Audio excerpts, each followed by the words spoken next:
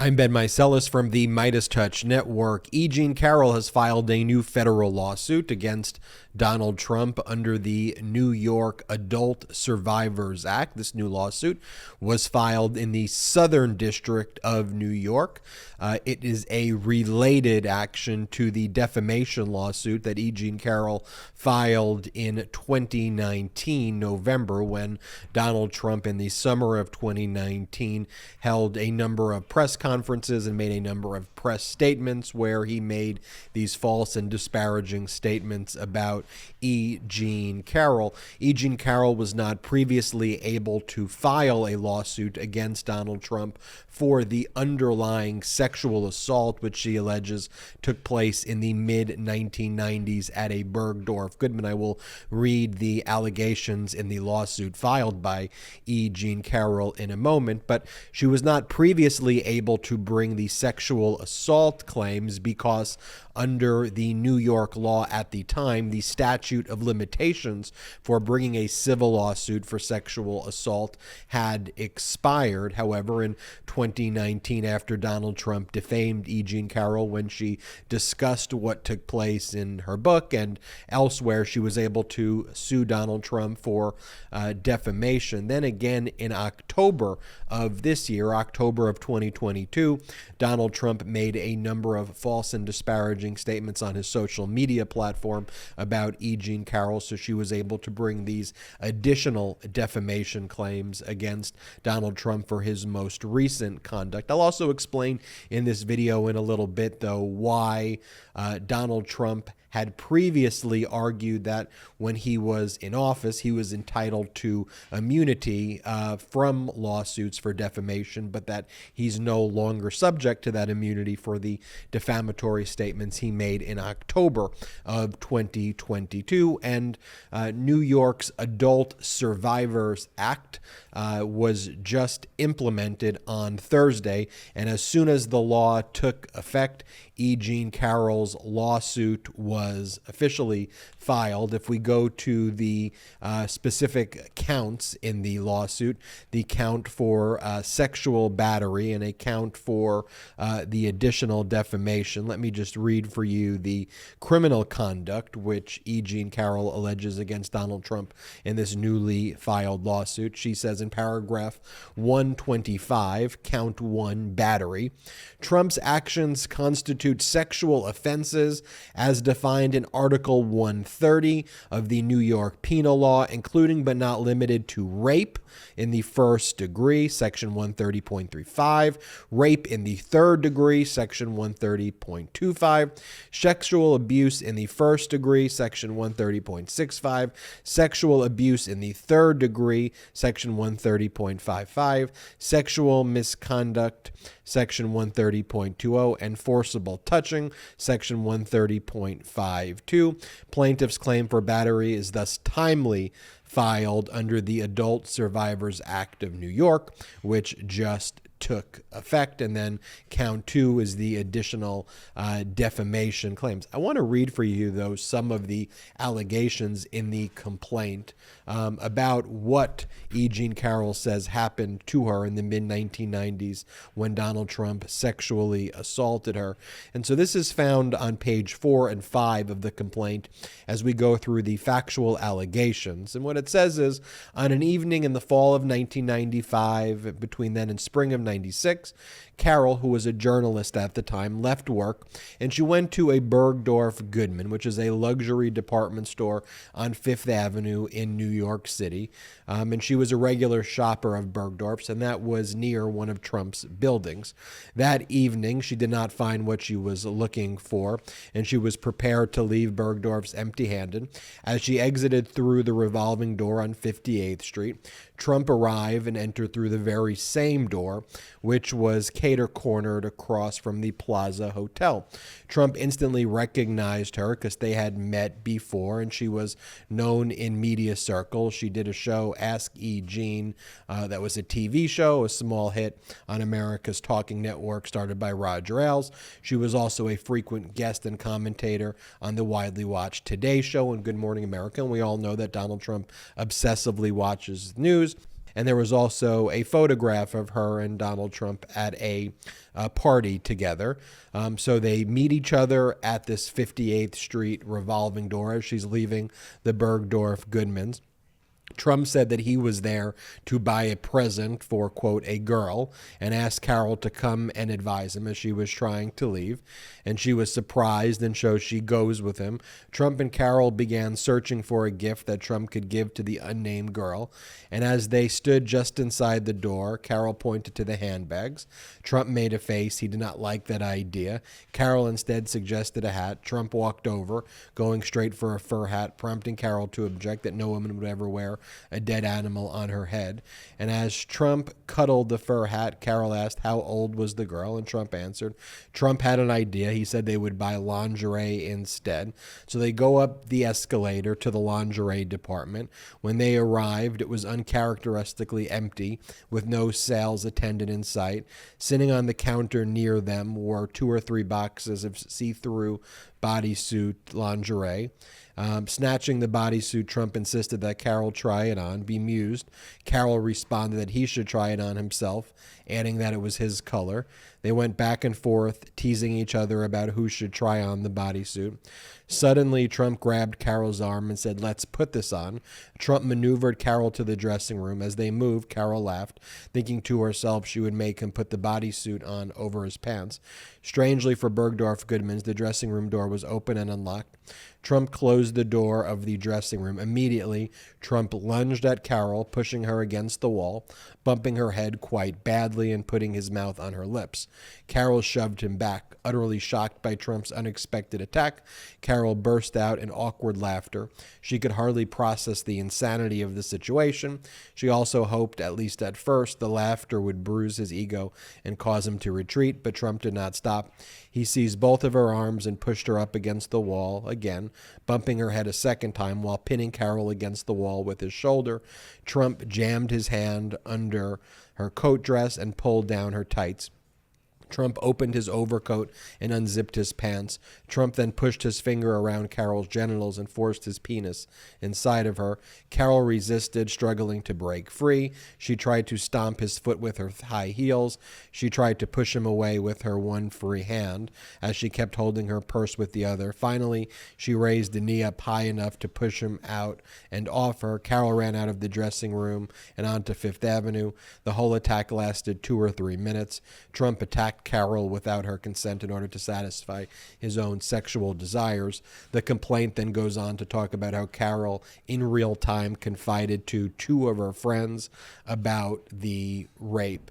She came forward with this in 2019 following the Me Too movement, and after a number of other individuals came forward with similar allegations against Donald Trump. And so that's what's asserted in the complaint, and I wanted to take the time to read it because I don't want to lose sight of how serious the allegations are, and how just sickening and disturbing the conduct is that Donald Trump engaged in, which is alleged in this complaint and lawsuit.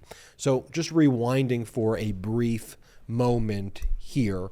So E. Jean Carroll filed her lawsuit in 2019 for defamation because the statute of limitations had expired for the underlying sexual assault, and Donald Trump made defamatory statements about her in press conferences. Now, as that case, which was originally filed in state court, was headed to discovery, Bill Barr entered into the case on behalf of the United States and substituted the United States government in place of Donald Trump so that the case would then be labeled E. Jean Carroll versus the United States. And now, because the United States has never waived sovereign immunity regarding defamation lawsuits, and sovereign, whether it's a state or a federal government, has to waive their ability not to be sued in order to be sued in certain types of circumstances. So for all purposes here, the fact that the federal government didn't waive sovereign immunity meant that if the United States could properly substitute in for Donald Trump, the case would automatically get dismissed. And so Bill Barr substitutes in the United States government. It gets removed from state court to federal court. And why is it now a federal case? Because the United States government is now a defendant. So it goes from New York State Court to federal court in the Southern District of New York. The case gets assigned to Judge Kaplan. And Judge Kaplan, the federal judge, makes a ruling that it was an improper substitution of the United States in place of Donald Trump. Donald Trump then appeals that. It goes all the way up to the Second Circuit Court of Appeals very recently. In the past few months, the Second Circuit Court of Appeals ruled that for purposes of the substitution, Donald Trump was indeed a federal employee at the time he made the potential defamatory statements in 2019, which is one part of the two-part test. That's under a statute called the Westfall Act. Then part two, assuming Donald Trump is a federal employee, the next question is, was his conduct within the course and scope of his employment as a federal employee?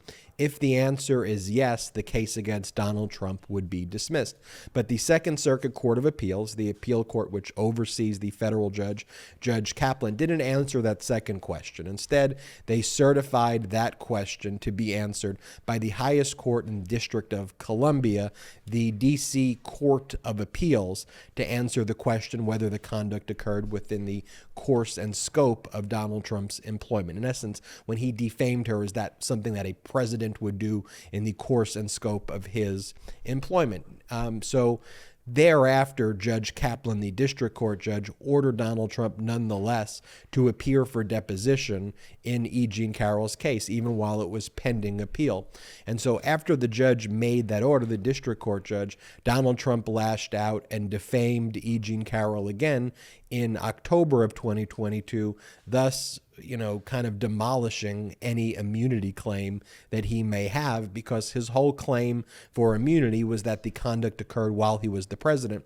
He made these new statements in October of 22 when he wasn't the president, and I predicted here on the MeidasTouch network, I said, well, he just defamed her again, and she's absolutely now going to file another lawsuit against him on the basis of these new defamatory remarks. And regardless of what takes place now in the Court of Appeals, even if they argue that it was within the course and scope of his employment and dismiss his conduct from 2019, she will be able to file the lawsuit for the 2022 defamatory conduct. And so in addition to that, though, New York passed this Adult Survivors Act, and the Adult Survivors Act extends the statute of limitations for any adult victim of sexual assault, because they've already done it for minors. So adult victims of sexual assault whose statute of limitations have already expired. So in the past, there's now a 1-year look back period starting on Thursday. So for the very first time, starting on Thursday, November 24th, for 1 year thereafter, there will be an ability for those who were sexually assaulted when they were adults in the state of New York, if their statute of limitations expired, to now bring that lawsuit within a 1-year period.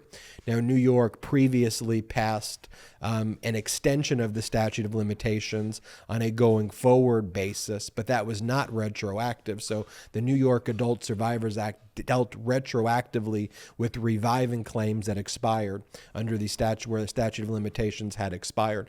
And so now E. Jean Carroll brought this new lawsuit with these two new claims for Donald Trump's defamatory statements that he made on his social media platform about her in October of 2022, where he said these horrible derogatory things about her, as well as the underlying claim for battery or the sexual assault, which I read at the outset of this video. Now, E. Jean Carroll would like this to go to trial in April, which is when the tentative trial date is set for the claims that she brought in 2019. Donald Trump's lawyers want to push this out into the future. What I can predict with a high degree of confidence, though, is that the sexual battery claim and the new defamation claim are not going to be dismissed. They will go to trial in the next 2 years. I could pretty much assure you that. Do I think they will go to trial in April? I'm skeptical of that. I think they probably would go to trial at the end of 2023 or probably spring of 2024, because with the new allegations alleged, the federal judge is going to want to be careful not to expedite those so quickly that it ends up backfiring, and Donald Trump and his lawyers whine and complain that their due process rights have been violated, and then they file an appeal and try to delay this even more. So I think the judge wants to be cognizant of it. I don't think there's really a good basis to delay it, in the sense that all of the work has been done, because the underlying defamation claim that was at issue for the 2019 defamation deals with the underlying sexual assault. So there's nothing really that's changed here, but with the assertion of the new claims, I think Donald Trump's lawyers will argue that he would be prejudiced if it's not extended. And Trump's lawyers are going to want to move this indefinitely into the future. This judge has been no nonsense. He's been ordering, he ordered Trump to deposition. He's been ordering discovery to proceed. So he's not going to slow this down significantly. But with the new allegations, my prediction is late 2023, early 2024, which as a practitioner is a pretty quick trial date. And what's also happening around the same time, in October of 2023, the state court Judge Arthur Engoron,